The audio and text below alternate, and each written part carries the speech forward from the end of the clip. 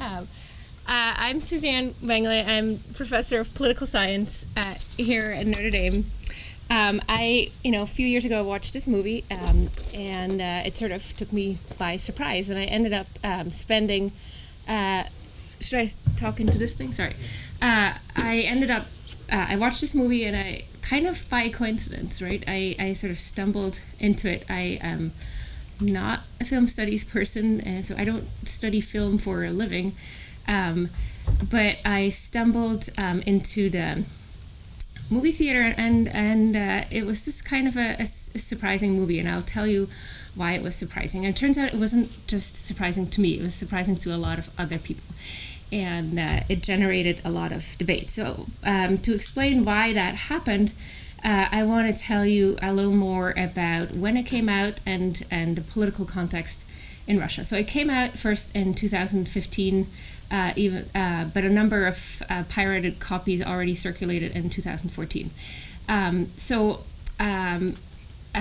2015 is about 4 years after 2011, and 2011 was sort of the last big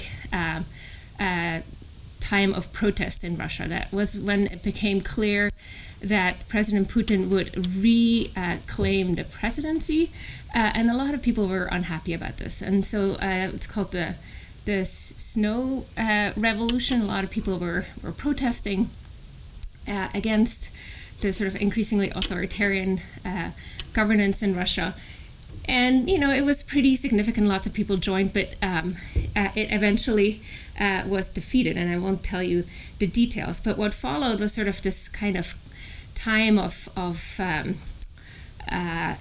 resignation and sort of, people called it an apolitical time. And, for many in political science, it sort of confirmed that civil society in Russia is very weak, right? There's protests, street protests don't do anything, right? Nothing's going to change. So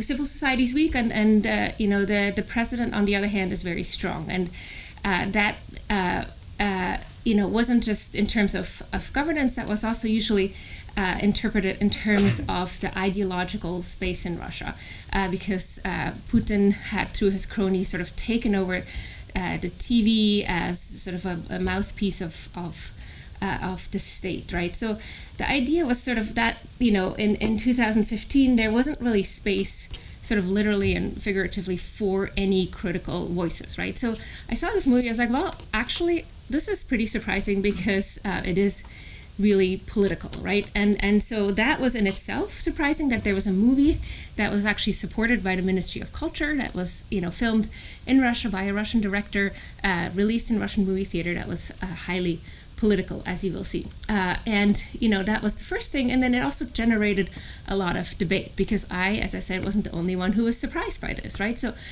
what followed was these, months and years of debate, what this all meant, and a number of interesting discussions happened following this movie. So I ended up kind of looking at these debates and at the themes that they addressed, right? And so what I think is particularly interesting about this movie is how the director responds to a number of elements in the state-sponsored and very dominant ideological discourse. And I will just mention briefly 3 of those themes. And so it's both the director that addresses these themes, but not sort of explicitly as a sort of pedagogical thing, but woven into this tragedy. Essentially a tragedy that triggers you as the audience member to think about these things. And he did this very successfully, in my view, because the debates that followed the movie took up these themes, right? So the 3 themes are conveniently all start with an A. So they're authority, agency, and authenticity. So I'll just tell you quickly a little bit about each, but you'll watch the movie and you can, see yourself how the director deals with these. So I want to just say a little bit about the state-sponsored dominant ideological discourse about these 3 things, and then what the public response to them was. So the first one about authority. So there's a very strong current in state-sponsored discourse in Russia that Russia needs a strong paternalistic state, right? The sort of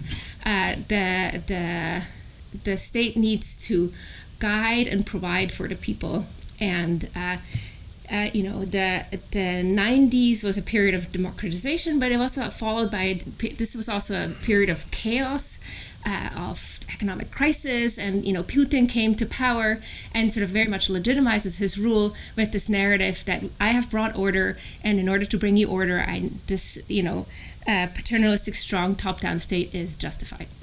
That's the first narrative. The second narrative is sort of who's doing all of this bringing of order. It's Putin. Putin is the undisputed, unambiguous hero in the story of Russian political discourse today, right? And this is all kinds of imagery that you see of him. He's always at the center. He's at the linchpin of power. He's the hero. He's the sole agent. He directs other people, and that's the image that's conveyed by state-controlled media. So that's this agency lies with the leaders. And then the third point is that we need to return to sort of an authentically Russian mode of governance, right? We do not want democracy that is imposed on us. We need to modify the mode of governance that fits the Russian, land,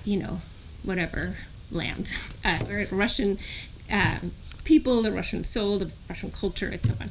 And so there's this question of authenticity. And you may know that Putin has very closely aligned with the Orthodox Church to, create this image of authentic paternalistic power. So the Church appears in state discourse as this important source of authenticity in Russian governance. So those are the state-sponsored narratives on authority, agency, and authenticity. The movie, as you will see, basically questions all of these wholesale, right? So you'll see that the form of governance as sort of the strong state is very much questioned, right? Is this the good life with the strong state, or we'll see a lot of corruption? Or is this maybe not the best form of governance?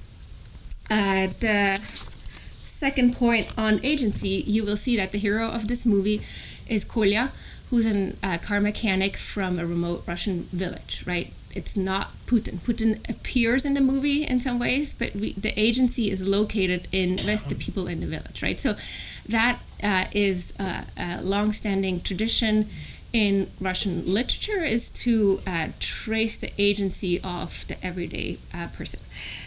And then the third point on authenticity is very interesting, right? Because they are authentically Russian things in this movie. I actually won't tell you how Susanne interpreted this, but I'll just tell you a couple things how the audiences responded to this, right? So the audiences and some commentators said things like, yes, this is an authentically Russian tradition. This follows a narrative tradition. This follows Russian culture. And we must take this seriously because of its authenticity. And then other people have said, well, Susanne is a fraud. He is trying to create this Russian image of Russia for the jury members in Cannes. All he wants to do is impress foreign audiences with this distorted image of Russia. So this movie is not authentic, right? So the public debates, circled around these issues of agency, authenticity, and authority in really interesting ways, right? And you can take away, there's actually. The state was concerned about all this debate, right? And actually, there was a public opinion survey of whether this is a good movie or a bad movie, right? And opinions were evenly divided. Some people thought it was horrible, and some people thought it was the best movie ever, right? And you see this very much also in the qualitative responses. People, praise Susanne for standing up to power, and other people think, he's a horrible person who tells lies about Russia, right? So I'm not coming down on either side, but I'm basically want to point out that it's a very interesting feature about this film that it provoked these debates, and it's an interesting question how Susanne achieved this effect of triggering these debates. So I think that's all for now. I'll let you enjoy this relentlessly bleak movie about Russia. Oh, this is the journal. This is all more detailed on all of this. Thank you. Thank you.